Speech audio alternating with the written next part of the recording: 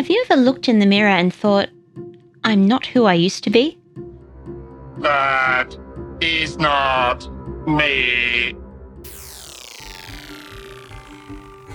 If you wanna have to leave your home, just mess with a bottle of corn. You gotta make it to the woods if you can. If you can, if you can, you gotta make it to the woods if you can. Welcome to the penultimate episode of Steven Moffat's Stages of Grief. Today, we're jumping back into the Whoniverse for World Enough in Time and The Doctor Falls. My previous videos have been about grieving a death. This time, we're focusing on a different kind of grief. During trauma or loss, people change. This two-parter is about grieving the loss of self. The characters in this story are in dialogue with their past and future. Sometimes, very literally, everyone must learn to honour the old while also embracing the new. Bad experiences change us. Sometimes this change isn't healthy. Take the cybermen. The Mondasians have been through physical and emotional trauma living in a decaying world. They've chosen to survive by getting rid of any weakness. But what this means is they've lost their humanity. Emotions, love, pride, hate, fear. Have you no emotions, sir? This story makes you grieve for the people that the Cybermen once were. The Cybermen live in a world caught between present and future. The Doctor, Bill, Missy and Nardole arrive on a colony ship, travelling away from a black hole. Gravity has affected time. At the top of the ship, time passes slowly. Bottom much faster. Very fast bottom. Conditions on the ship are unlivable, and people are dying. The Mondasian colonists have come up with a horrifying solution. To survive, they will become Cybermen. By now, we're pretty used to seeing the Cybermen as just emotionless robots. This episode shows us the Cybermen halfway through conversion. They, and their whole world, are in a kind of sci-fi purgatory. The black hole represents an irresistible pull towards change. And you'll notice people on the ship change at different speeds. The ones at the top move so slowly that they stagnate and don't evolve. At the bottom, people change so quickly that they lose themselves. The Cybermen are a science fiction example of what happens to us in everyday life. People respond to pain in funny ways. Sometimes they might feel a need to be tougher, less trusting, more cynical. They might even become numb to their own emotions or abandon their beliefs. This is understandable. People are scared and they want to protect themselves. But if you stay like this, you can't fully experience life. When did you last have the pleasure of smelling a flower, watching a sunset, eating a well-prepared meal? These things are irrelevant. For some people, small, beautiful events is what life is all about. We see through the Cybermen just how painful change is. Because they're between identities, the cyber patients dress in white, with obscured faces and hands. Their sense of self is kind of like a blank canvas. As conditions on the ship get worse, the Mondasians become less human. Those metal helmets and chest plates mark the transition from empathy to violence. When Bill meets the patients, they cry out in an inhuman robotic voice. Pain, pain. Kill me. Then comes the headpiece, which doesn't stop pain, but it will stop you caring about it. The Cybermen can't face who they've become. If they did, it would kill them. I'm sorry.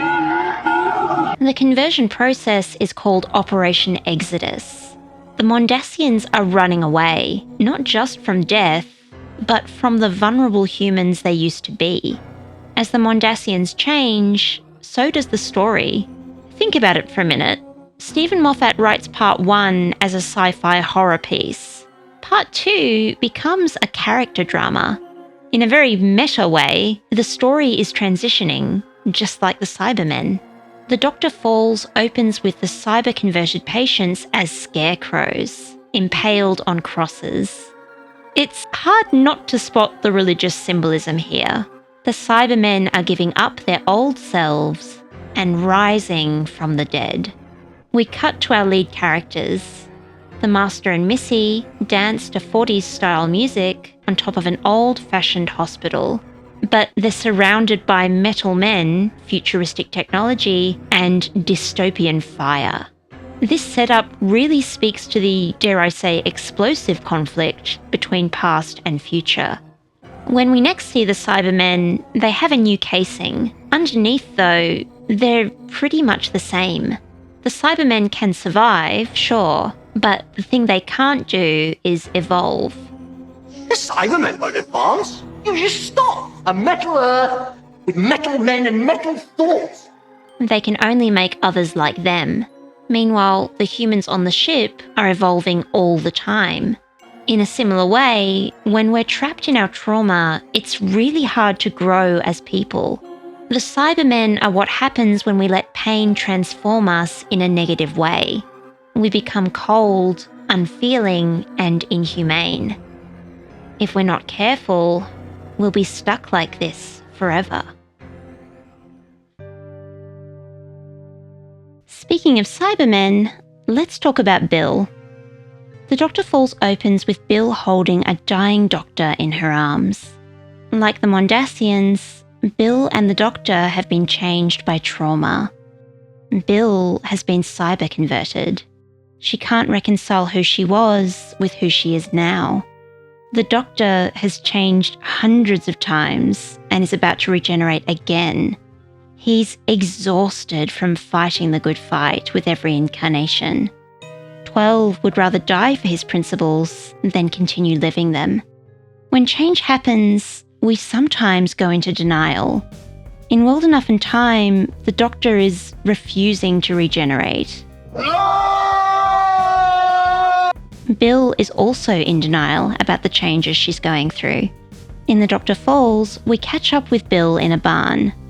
Outside, the sun is setting. Like Bill, the ship is in a state of transition. When you first watch this scene, you expect to see Bill the Cyberman. Instead, you see Bill as played by Pearl Mackie. Until, that is, someone brings Bill a mirror.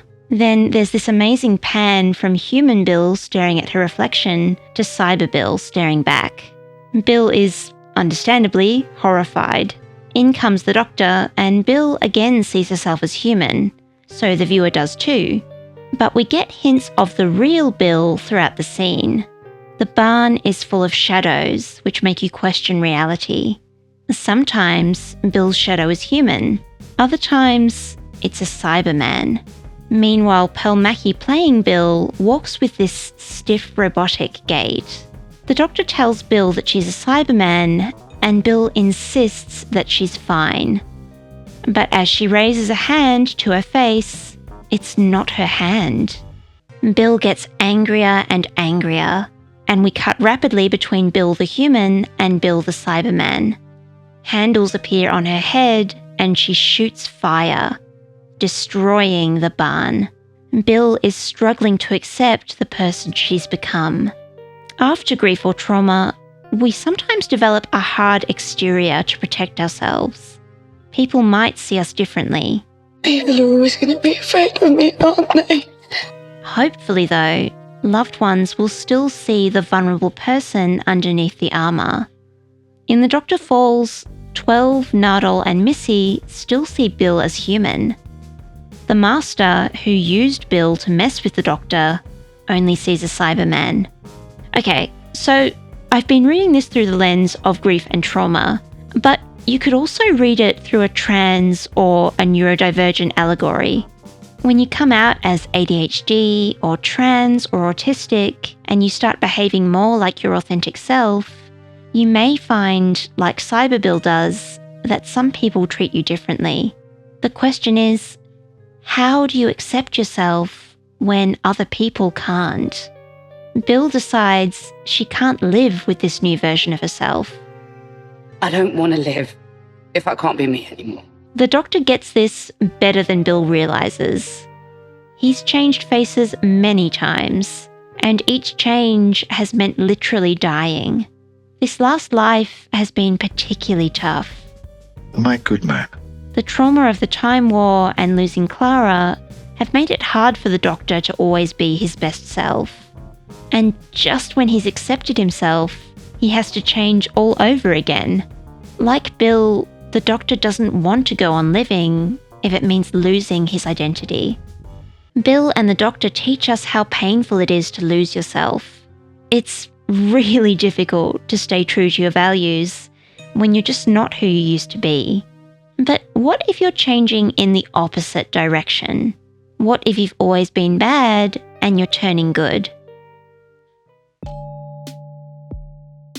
On the ship, there's someone else who can't accept themselves.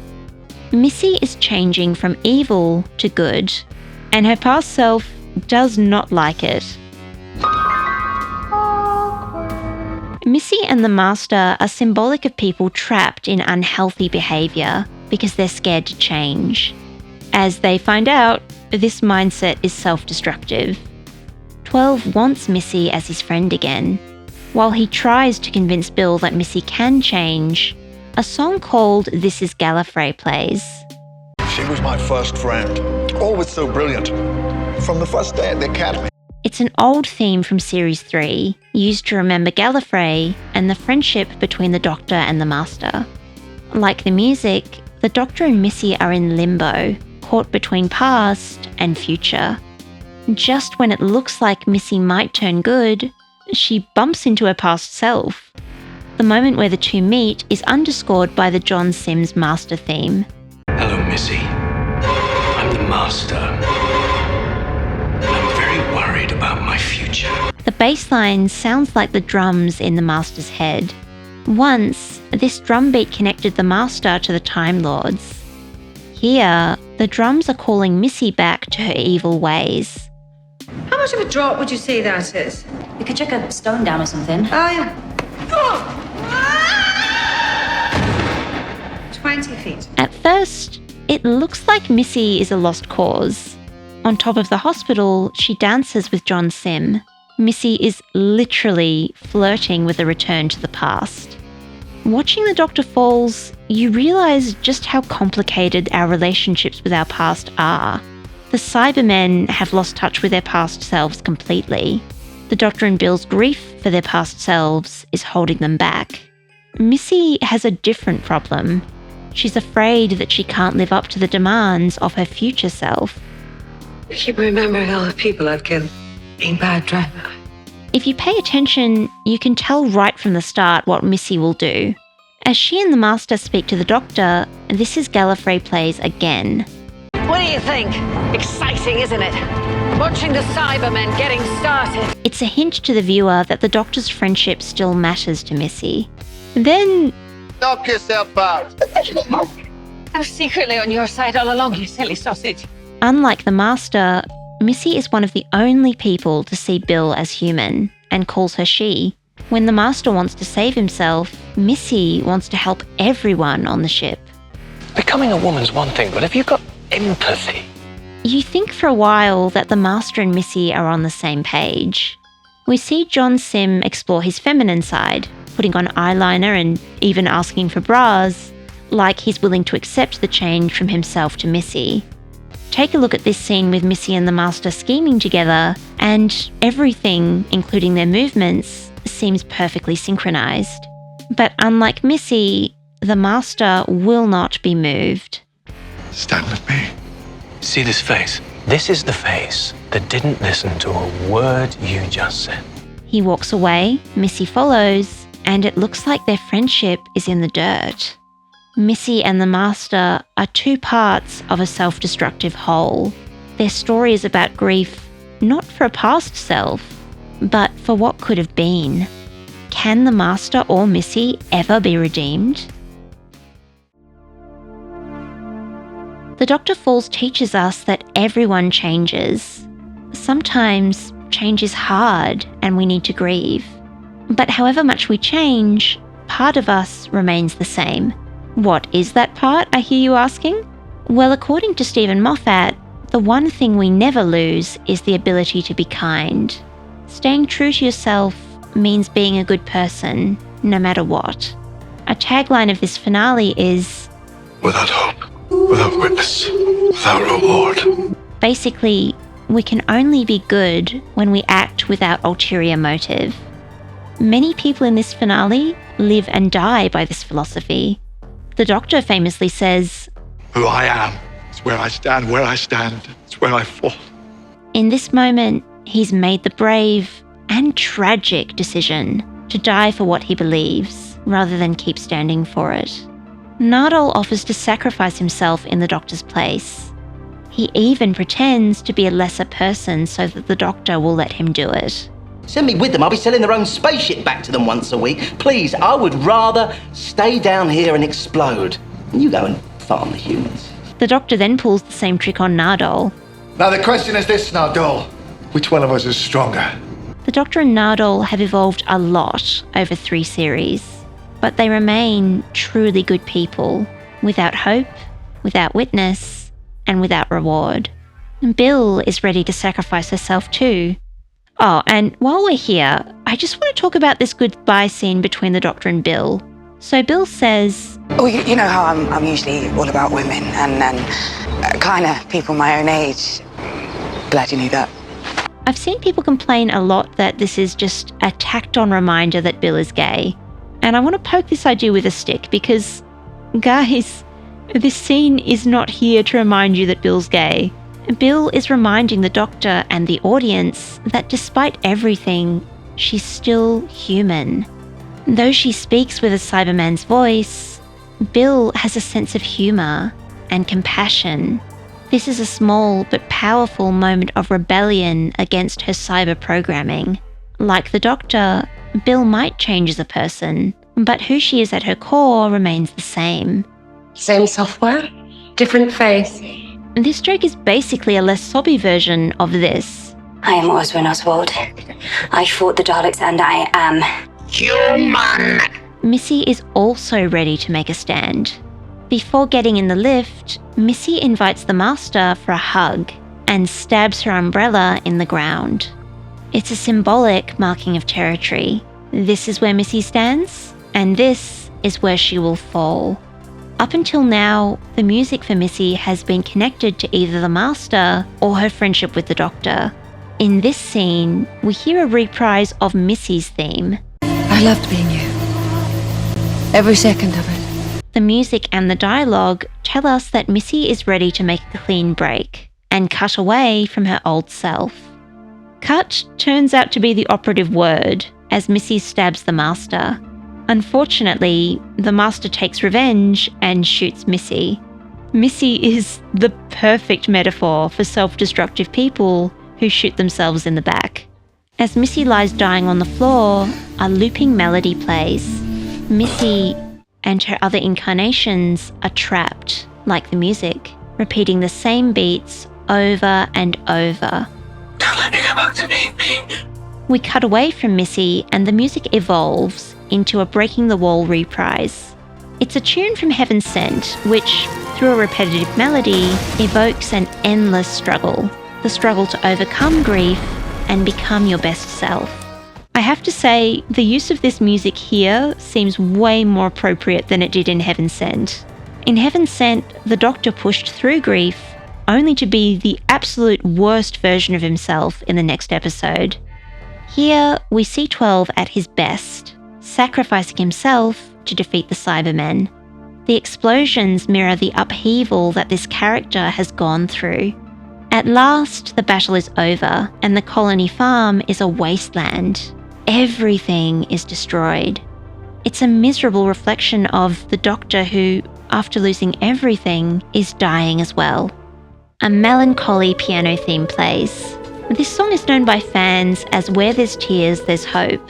The Doctor says these words to Bill earlier in the episode. What he means is, as long as Bill still has her humanity, there's hope for the future. We can't stay the same forever, but if we can keep our moral compass, we can always be good, no matter how battered and bruised we are by life. After the battle, Bill kneels over the doctor's body. Her tears flow, and up pops Heather, Bill's watery alien love interest from the pilot. Bill finds herself suddenly standing in clean human clothes. Her Cyberman body collapses to the ground. Bill has let go of her hard outer casing. She's a water creature now. Like Heather, she's happier and more adaptable.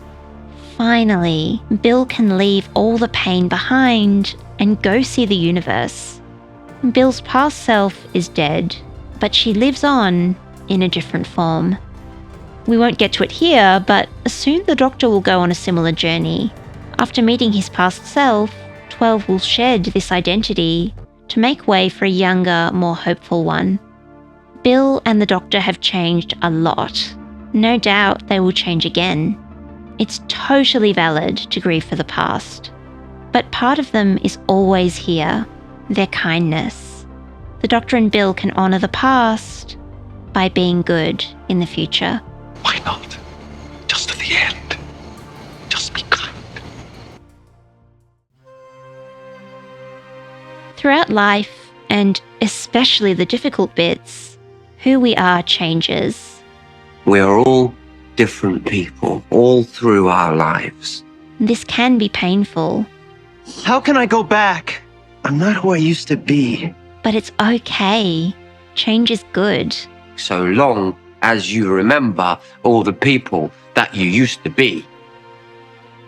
I hope you love and accept yourself for who you are right now. Please join me next time for the final installment in Steven Moffat's Stages of Grief. We'll talk about Moffat's most recent contribution to Doctor Who, or second most recent, depending on when this goes out. Boom. The episode where Moffat revisits all his ideas about grief and everything comes together. Or does it? Mummy got gathered up. He loved her so much that he gathered her up early so she can be in heaven with him like an angel. Where is Daddy?